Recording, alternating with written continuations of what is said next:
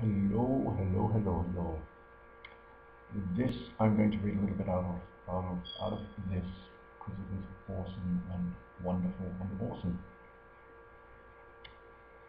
The bit I'm going to read is from the story of Innisfail, and it's the last words of the Tuatha De Danann to the sons of Milicia, Milices. Alright. Mm. When they saw that the Milesians could hold their own, the Tuatha De Danann drew themselves out of the fight. They laughed and cried to the Milesians, "Good heroes are ye, and worthy to win the earth. We put our blessing on you." Nuada took the bell branch, and the glory that the Tuatha De Danann had in Tir na Mor before they ever set themselves to the shaping of the earth, that glory came back to them. They had such splendor that the Milesians veiled their eyes before them. "Do not veil your eyes," said Nuada. "We will draw the cloak of invisibility, the fade around us. We give you Ireland, but since our hands have fashioned it, we will not utterly leave the country. We will be in the white mist that clings to the mountains. We will be the quiet that broods on the lake. We will be the joy shout of the rivers. We will be the secret wisdom of the woods. Long after your descendants have forgotten us, they will hear our music on sunny rats, and see our great white horses lift their heads from the mountain tarns and shake the night dew from their crested manes. In the end, they will know that all the beauty in the world comes back to us, and their battles are only echoes of ours. Lift up your faces, children of Milesius, children of Belti the Haughty, father, and greet the land that belongs to you." The Milesians lifted up their heads. No glory blinded them, for the Tuatha De Danann had drawn the fade about themselves. They saw the sunlight on the grass like emerald fire. They saw the blueness of the sky and the solemn darkness of the pine trees.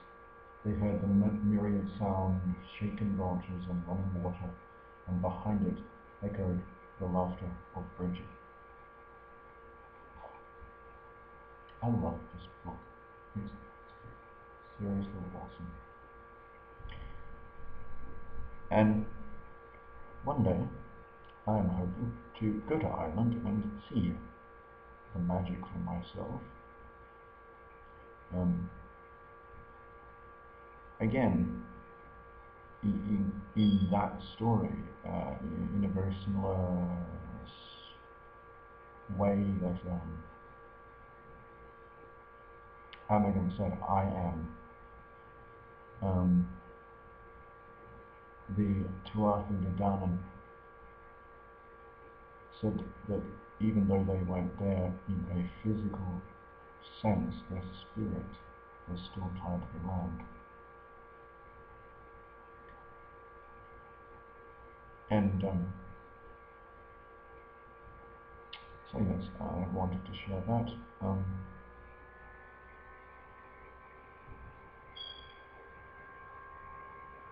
There's just so much to that's what I'm explaining. My understanding of oneness came from when I was meditating on Kangaroo Island. If you've never been there, I suggest you go. It's a beautiful place, lots of wildlife, lots of random rock formations, lots of seals, lots of trees, lots of everything, except people, which is a good thing in my opinion. I got to learn meditation with a Buddhist teacher. He's a very good man, very good teacher, and I did a meditation where I removed the labels. One came up with me.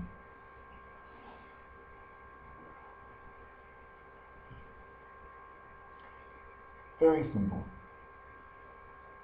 To quote a Buddhist teacher by the name of Mahashoda, I think it was, Buddhist teachings are extremely simple and yet, deceptively simple but extremely profound.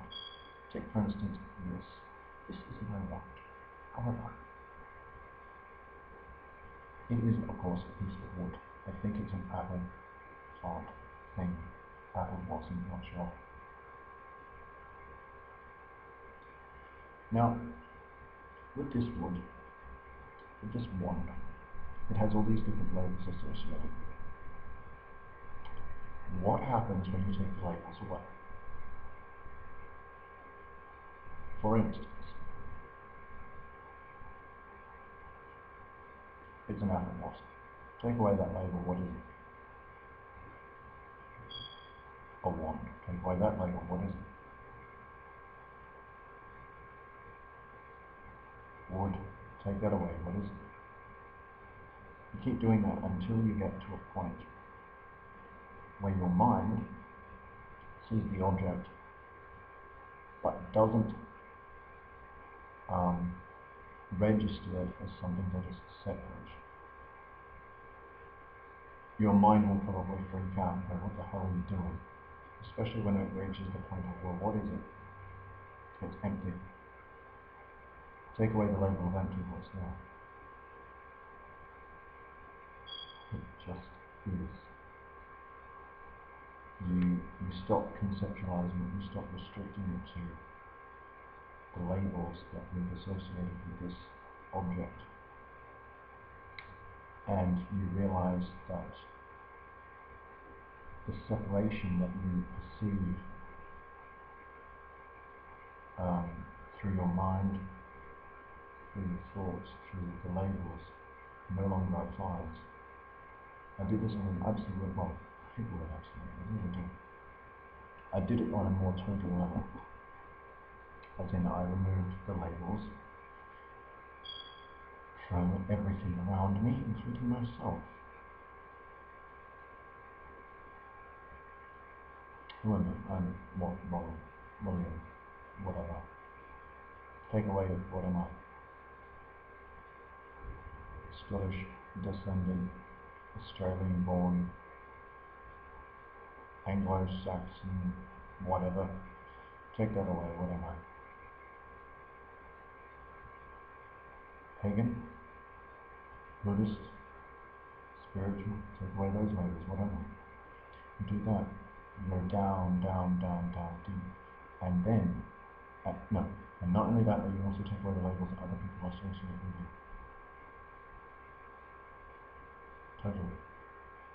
And you realize that everything is interconnected, everything is equal, and therefore everything is equally valid and equally worthy of your respect, your compassion, and then you can apply such principles as love thy neighbour as thyself, or unconditional love as expressed in the Buddhist ideology of bodhicitta.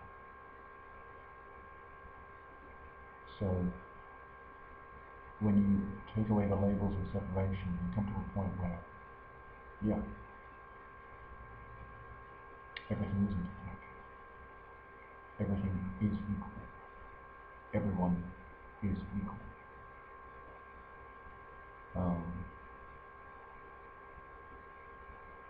Whether you're gay, straight, bi, transsexual, transgender, whatever, whether you're black, white, Jewish, Islamic, Hindu, Buddhist, a gypsy, homeless, filthy rich. These are just, they're all just labels.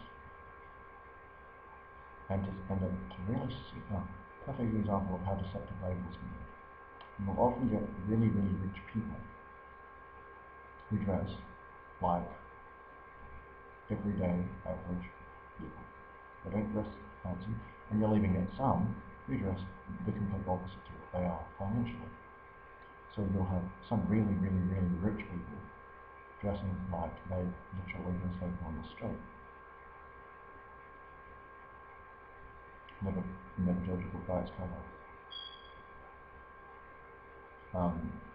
Buddha says that life is an illusion, and I do agree with that in some extent, because the human concept, that we put up or put on objects or impose on objects or situations or circumstances or people or ourselves, they are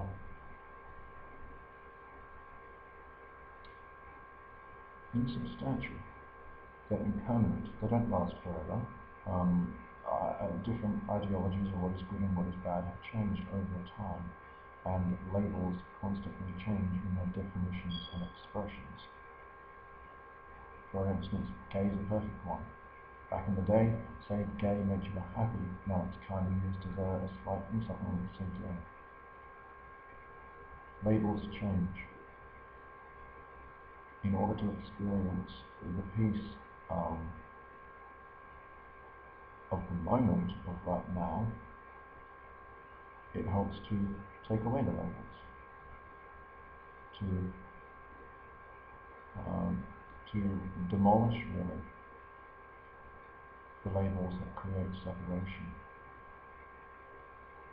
If you can see everyone as equal, then